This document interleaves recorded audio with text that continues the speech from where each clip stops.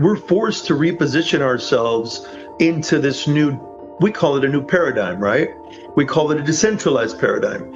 You know, you brought up Warren Buffett. Warren has been selling stocks now for, I don't know how many consecutive quarters in a row. He's sitting on a bunch of cash. At the same time, you have Michael Saylor buying a couple $1 billion worth of BTC right now during this last dip. So you see the way that the wealthy are positioning.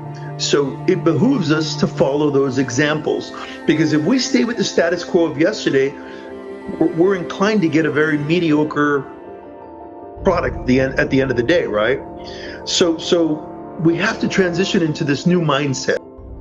So here's the big question. How do everyday people like us who didn't grow up wealthy and were not taught how to be wealthy in school, how are we supposed to learn to think, invest, and grow wealth like the top 1% without compromising our ethics and our values? My name is Jeremy Whaley. That was my big question. This podcast will give you the answers. You're listening to Think Rich Radio. And welcome, everybody, back to another fantastic episode of Think Rich Radio. I'm your host, Jeremy Whaley, with my illustrious and infamous co-host, Mr. Nelson Bran. Welcome. How are you, Nelson? Fantastic, brother. How are you? I'm doing great. And we are going to continue our last episode. This is episode number 16. And right at the end of the last episode, we kind of opened up a whole can of worms and we said, this is going to have to be a continuation conversation. So Nelson, do you remember all the cans of worms that you opened up? You kind of just dumped them out there like a bunch of Legos on the floor. And now we're all walking on them. It's hurting our feet. So it sounded scary. I think you said in the next 3 to 6 months, massive inflation. You said the government's going to have to pay us to live. And I think you even said every mother-in-law in America is going to move in with their children. And it sounded terrified. Did I misunderstand that? That last one was a little bit of a stretch. But let me elaborate a little further, Jeremy. There's a lag effect to the inflation and where it's coming. The Strait of Hormuz is still closed. It's not open. And that's going to cause, it's already causing conditions now, and I think they're going to grow as we move ahead.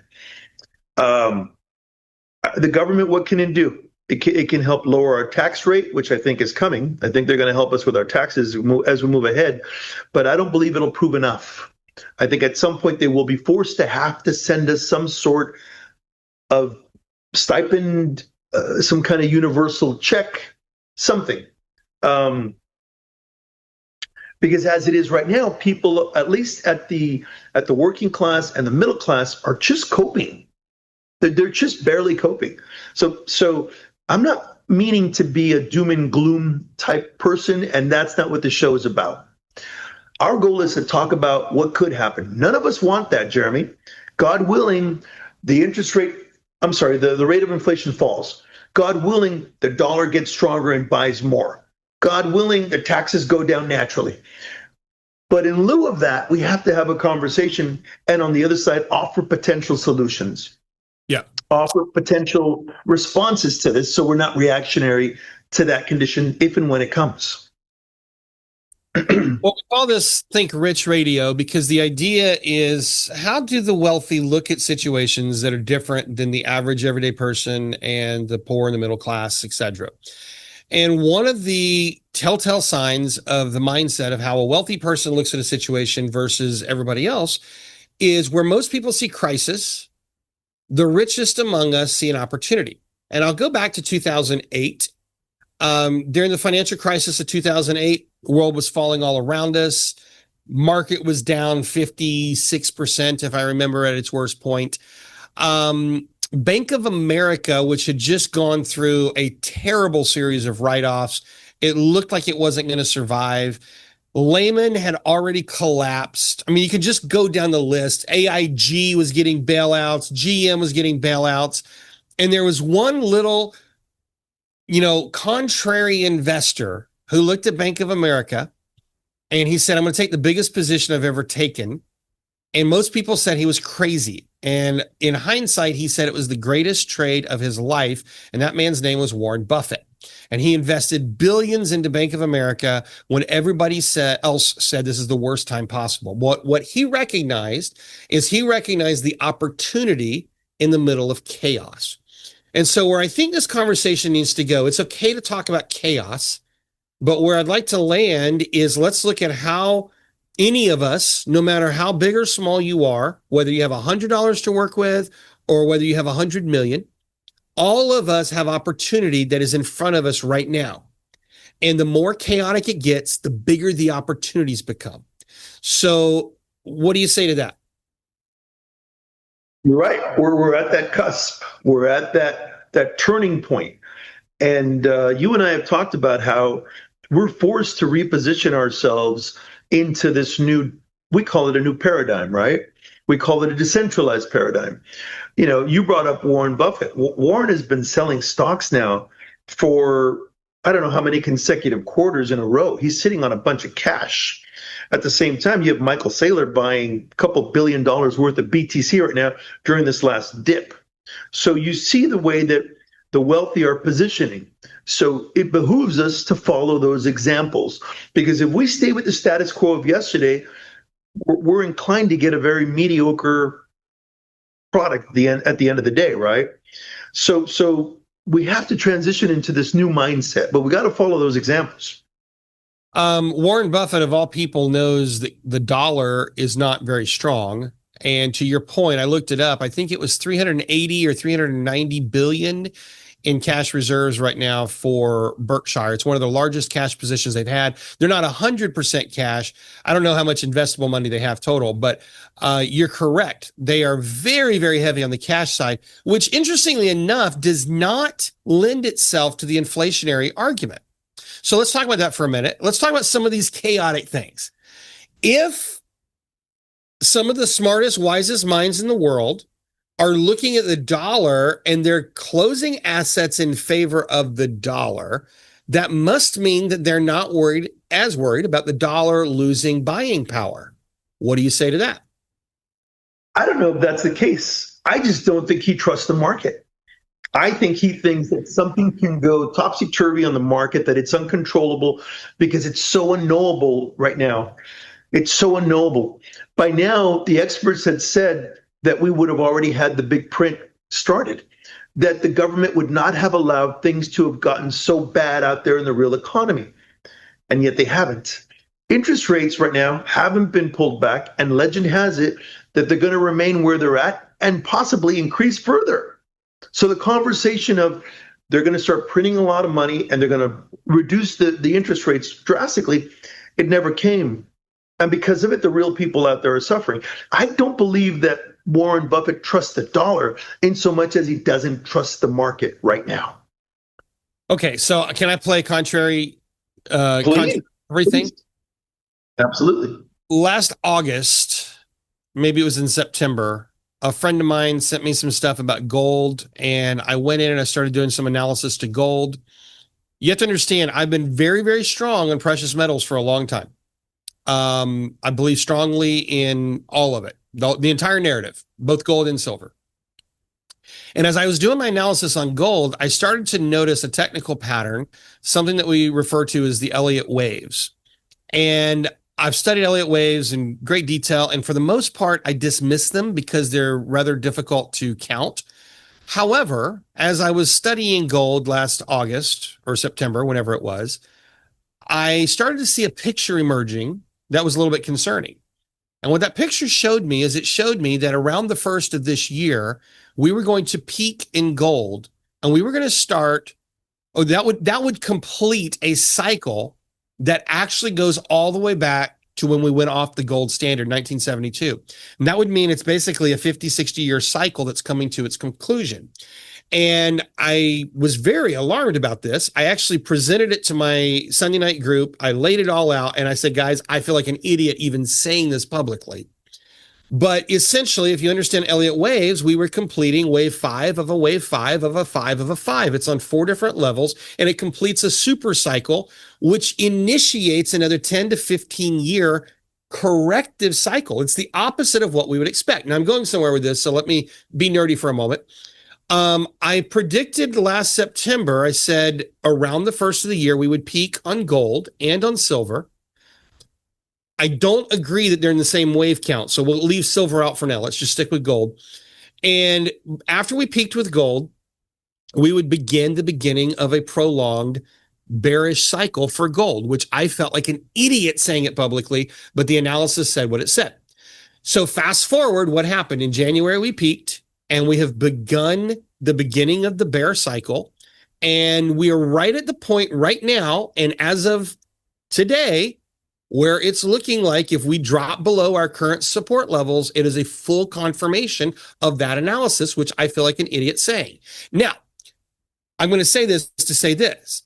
People say, how could it be with all the inflation that gold would collapse? Because gold doesn't get stronger. And I want to just lay this out quickly. Gold today is worth what it's always been worth. 1 ounce of gold is always worth an ounce of gold. Gold hasn't gotten stronger. What's gotten weaker is the dollar, which makes the gold look stronger. So how could gold be getting weaker? And here's the answer that might be the key that unlocks all of this. Credit collapse. In a credit collapse, the dollar gets stronger and gold gets weaker. And all you have to do is look at the charts in 2008, and you will see that gold lost almost half of its value. And the dollar was the strongest it had been in about 10 years. So could it be that Warren Buffett is positioning for a credit collapse, which could actually be deflationary, creating more demand for the dollar in the short term before they have to drop rates to zero and create a massive inflation? There's the whole atomic bomb. Go.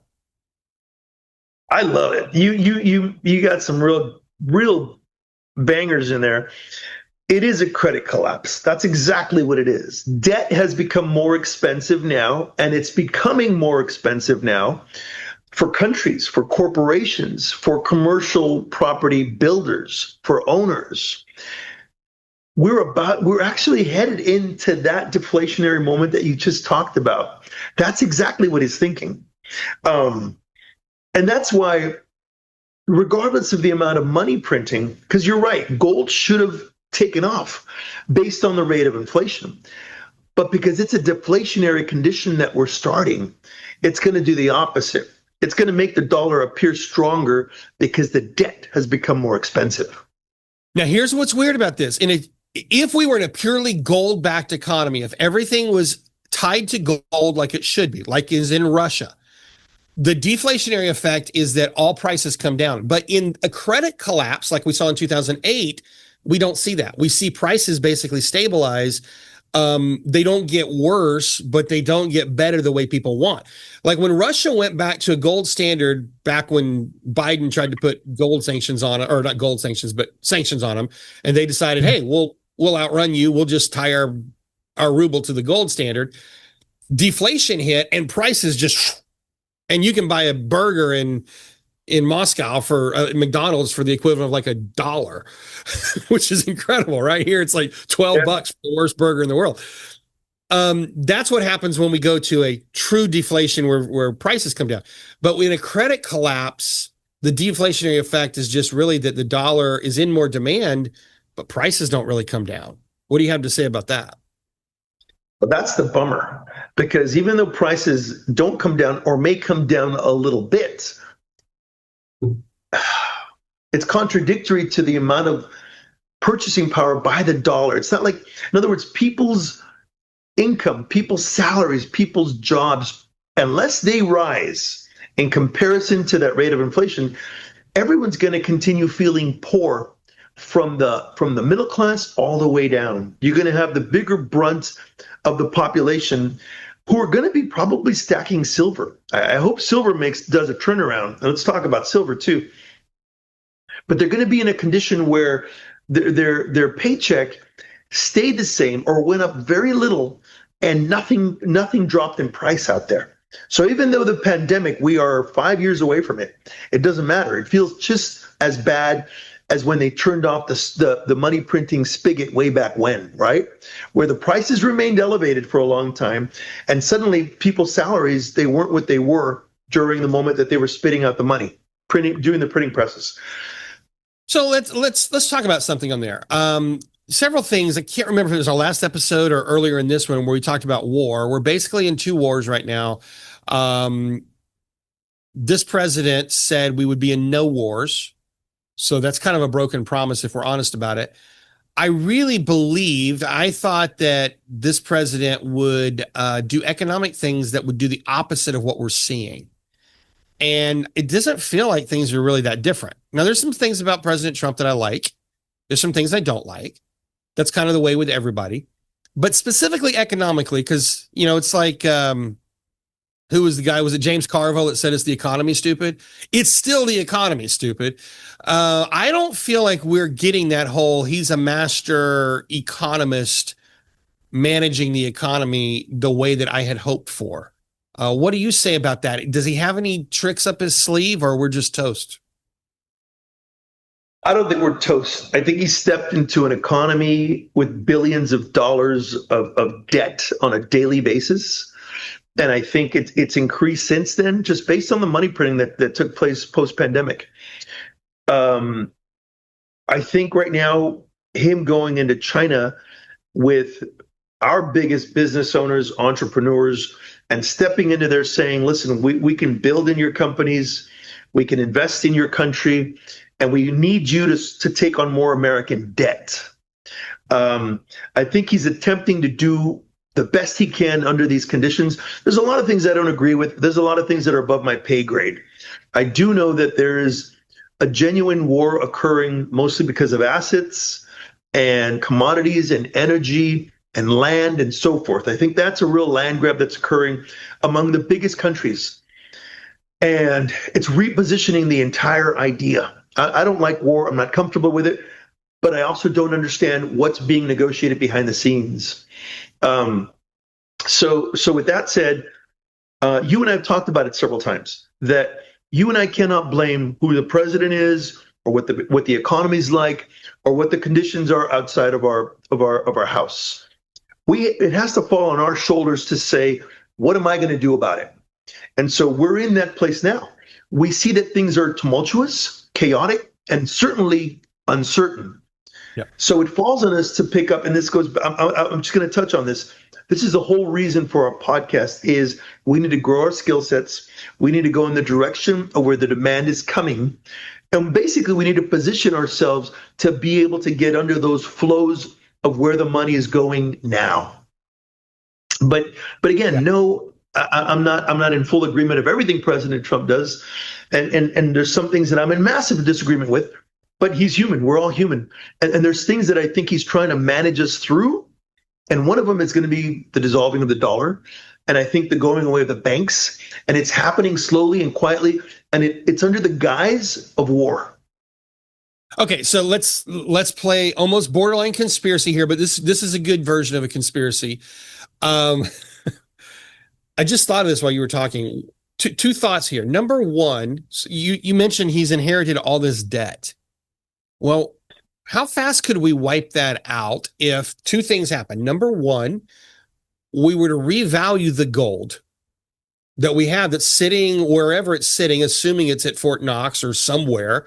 What happens if we revalued that from, I think it's at $43 an ounce? What if we just brought it up to current market price?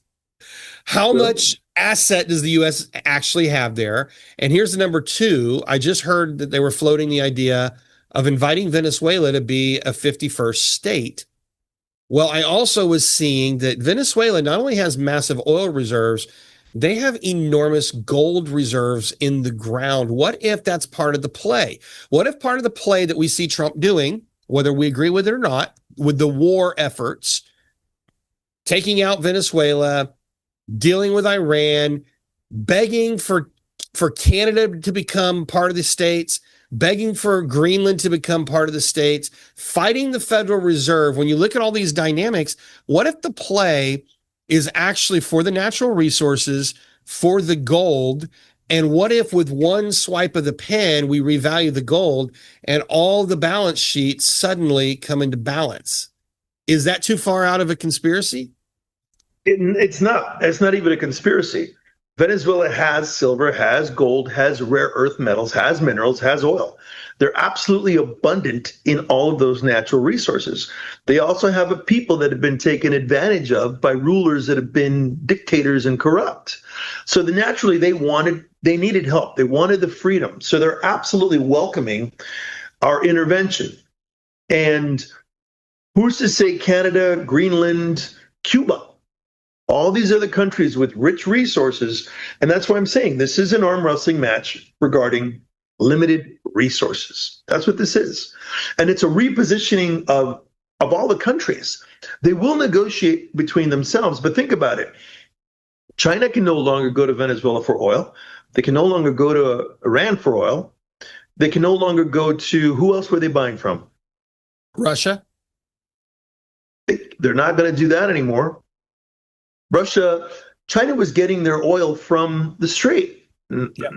Not anymore. Same with India. Same with Korea. So it changes. Not only that, they also changed the rules because China had started paying for oil in gold rather than U.S. dollars, because that's what Iran would accept, and other Middle Eastern countries were starting to accept it. So we were undermining the dollar. The whole petrodollar was getting undermined because what people in America don't realize in the Middle East, they value gold. And they realized the U.S. dollar was hurting them. But really, it's OPEC. I mean, if we think about the oil, price of oil is controlled more by OPEC than anything. So if we're looking at how do we get oil price down, we got to take out OPEC. That controls. There's a lot of things. Yeah, there's a lot of things that are coming. And again, these are things that you and I can speculate all day long about, right? Yeah. All we're doing is seeing the movements that are occurring. And, again, the story is being told to us in a particular way. Whether it's we're going to go free of people and we're going to bring liberty to those folks, or we're going to save them, or we're going to take out a dictator that is particular to that region and is ruining the planet. Whatever the reasons, we're going there. I think all the countries right now are repositioning based on energy, oil, assets, commodities, resources. Yeah. And water is an included part of that whole dynamic as well. True. All right. So there's a lot of speculation in this conversation. Let's bring it home. Let's help our own people, the people that are listening to us, our people domestically, our people at home. Here's why you said you think that in the next 3 to 6 months, we're going to have massive inflation. We kind of addressed that. You also said we're going to have massive job loss. And that looks very scary to a lot of people. But what you also dripped out was there's a solution.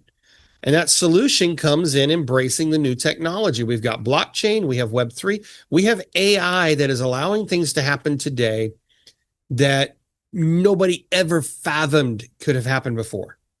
I'll give you a quick example. I had to write a contract over the weekend. I didn't have to call an attorney. I used ChatGPT. I've done enough contracts that when it was done, I looked at it, I was like, yeah, that's good enough. I don't have to call an attorney. That was absolutely 100% good enough. And that's just one of the millions of examples of how AI is turning things upside down. So let's talk about something positive. The solution in the midst of the chaos. What do you have to add to that? First, I'm going to add a story, just a brief story. There was a friend of mine who's been a trucker. He's still a trucker now, but I remember there was a moment where he was working for a trucking company, and he'd been in the trade for some time. And he was part of the union, and part of the union is they guarantee him work. And so I remember this one time, trucking was slowing down, and he said to me, they have to be able to provide me a job. And he also said that the particular governor needed to provide them jobs and opportunity and so forth. And at the time I asked him, I said, what about you? Does any of this fall on you to pick up a new skill set while the industry is being rethought of, right? So in other words, if I'm an Uber driver right now, and I know that AI is coming to transportation, I'm immediately going to say, what else can I learn that's going to be the next space that's going to open up and blow up? If I'm in trucking or busing, I'm looking at the same thing. I'm looking, going, what else can I do tomorrow? If I'm a teller, if I'm in a grocery store, if I'm in retail, if I'm in fast food, or if I'm in a restaurant, I have to be able to say, what else can I look at? So you and I put this podcast together as an answer to those questions. We wanted to bring people information and knowledge as to what's coming up, what's new, what's hot, and where's this whole economy going? Yeah. We put together Delta Chain Labs Academy, to give people basic training in those particular fields and then a mastery in them if they decide to go in that direction. There's enough classes, modules, and quizzes that a person can stay busy for a year to a year and a half. There's tools and labs on there where a person can practice trading, bridging different cryptocurrencies, swapping them, all sorts of different tools beyond the classes and the modules. And then we're also going to have experts such as yourself training in particular industries that you've been involved in for 10, 20 years and so forth. And it isn't limited to cryptocurrencies. It's also going to bring in commercial real estate, finance, startups of all types, entrepreneurial experiences of a variety of types that we're going to bring in. Because we want to offer as much value, as much information for the average person to help them have skill sets and tools to transition from an old world that's decaying quickly to this new economy. You said two things in there without saying it that I want to highlight. Number one, there's more opportunity than a person can do in their entire lifetime. So that's the first thing that you just said. You didn't ever use those words, but you said, hey, come to Delta Chain Labs, look at all this stuff we're developing, which translates to, wait, I'm not stuck. There's more opportunity here than I could possibly imagine. And it's something I've said for years. There's more opportunity every day than we could do in an entire lifetime. We just struggle to sometimes have the eyes to see it. Okay, so that's one thing I want to encourage people with. The other thing is if you're giving an example, you know, what you and Davey and Brandon saw with Delta Chain is you said there's a need here. And rather than just sit by and watch the world transform, we're going to say, how can we solve the need? And that's the other piece that I want our audience to listen to. Every one of you listening right now, there are needs that you're seeing in wherever your space is. It might be that you're in real estate. It might be that you're in construction or you're in, pick an industry. And you say, man, as things are changing, there's a huge need here. And maybe that need looks like you become or one of the gurus who can integrate AI into that industry. Maybe that need is, we need education for how to make the transition, or you got to observe the need. I don't know what the need is, but everybody's got needs. And I think that's the key right there. There's more opportunity than we could ever accomplish. So just pick some and run in a direction and look for the needs, because that's what you identified with Delta Chain. And that's where you're running, and look at the traction that you're getting with that. And that's how I started the stuff that I do. It all started with me identifying a need and saying, how can I connect with those people and how can I help them? And that's how entrepreneurship is done. I think I'm going to leave you with this thought to talk about for a minute. The thing that has to shift in the mind of the consumer is no one owes me a job. No one owes me a career. No one owes me a paycheck. And just like the United States 200 years ago was every man for himself, moving forward, what sovereignty means is every man for himself. It means that I get to pave my own way. Now, some people are going to hate that idea and some people are going to thrive on it. But entrepreneurship, I think, is the answer. I think everybody has to learn to be a functional entrepreneur. Maybe they don't completely rewrite the rules like Andrew Carnegie, but they have to learn functional entrepreneurship. What do you say to that? That's what's being forced. That's what's being forced. I'm not saying that there aren't going to be jobs. There are going to be jobs, but I get the feeling that there's going to be more government dependence as we go to these jobs. Yeah. I can't see it pay somebody enough to buy a $50 hamburger. I don't know if the rate of increase in salaries is going to keep up with the true rate of inflation. What I'm suggesting, Jeremy, is that we have no choice but to skill up. We have no choice but to become entrepreneurs, but to become our own banks and our own companies. And you nailed it. We need to identify what the cavity is in our particular industry and how we can fill it most. Because no matter where we work, whether it's the inefficiencies in real estate, how long it takes to purchase a home, all the paperwork necessary, it's nonsense. In the real estate marketplace, there's so many inefficiencies. And anyone who comes in and says, hey, we put this on the blockchain, we could speed this up 100-fold. It could be a lot simpler. It's identifiable. It's open source. It's open for everyone to see it. It's transparent and so forth. That's the case in so many industries, if you think about it. So if a person identifies inefficiencies within their particular industry, they're going to be a step ahead. if they learn the vocabulary of this new economy that's coming, they're going to be 2 steps ahead. And if they're there to offer a solution, like you and I are doing here today in this podcast, or like we're doing through Delta Chain Labs Academy, it'll fill that cavity with something useful, something productive. And that's where we're going to make the money in tomorrow's economy. It's going to be through our own contract work. I totally agree. So here's the action steps for our listeners. Number 1, like and subscribe to Think Rich Radio wherever you're listening. If you're on YouTube, if you're on Facebook, somewhere else, like and subscribe, because the first thing you've got to do is continue listening and give us feedback. Tell us how we're doing. Tell us what you like. Tell us what you'd like for us to talk about so we can bring that into some of our shows. That's the first thing to do. Second thing to do is just commit to learning, commit to opening your mindset and saying, what else is out there? Go check out Delta Chain Labs. If you're uncomfortable with AI, if you're uncomfortable with crypto, go to deltachainlabs.com, get yourself set up with a basic membership, $150 a year. That is one of the best $150 you'll ever spend, because you're going to be able to start tiptoeing into this new industry.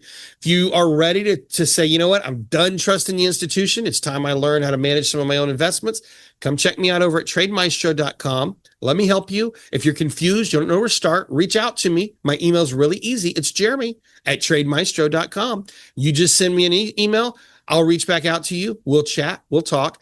And I guess my last point here that I'm going to make is be encouraged, because the future is great. The future is bright. The best is yet to come. And here's the crazy thing. In the scope of all this negativity we're talking about, we are at the beginning of another 80-year cycle. And it's going to be like investing in the United States back in 1945. In 1942, it looked dark. 1943, we were wondering, can we beat off Hitler? 1944, the German mark, or Reichsmark, had completely collapsed. The entire world economy was in complete upheaval as we were completing that fourth turning, that depression era, moving into the first turning. By 1945, the sun came up and industry started to come back to life. The economy started to come back to life, and we launched into an 80-year cycle. And that's where we are again today. That's my parting shots. I'm going to add 2 last things, my friend. One, I've gone ahead and looked up other academies and universities that are doing what we do. And most of them don't have an 18th of what we have at deltachainlabs.com. And they're a lot more expensive. They're $1,000 a year. We're at $150 a year. 2, right now we're looking at institutions, we're looking at schools, we're looking at corporations that want their employees to learn this Web 2 to Web 3, to become comfortable in blockchain, to become familiar with cryptocurrencies and digital assets. So we invite any corporation, any institution, and any school to come on board and check us out. You can email me personally at brannelson@yahoo.com, BRANNELSON@yahoo.com. And last but not least, I believe that it's going to be an incredible time coming forward. I believe there's going to be a lot of jobs that are just not going to look like they were yesterday. And I believe there's opportunity for all of us if we work together as community. So if you're not already subscribed, please do so, and follow Jeremy at trademaestro.com and follow myself at deltachainlabsacademy.com. Thanks so much, folks.